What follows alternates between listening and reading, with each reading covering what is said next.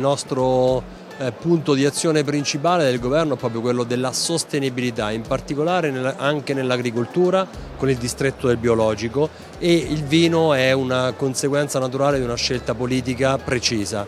Noi riteniamo che per il tramite del territorio, la conservazione del territorio, l'alta qualità si può raggiungere un livello di competitività non solo del prodotto finale ma anche dell'ambiente circostante. Così possiamo mettere in campo una sfida che è produttiva, che è sicuramente qualitativa, ma che può diventare anche turistica e di marketing territoriale.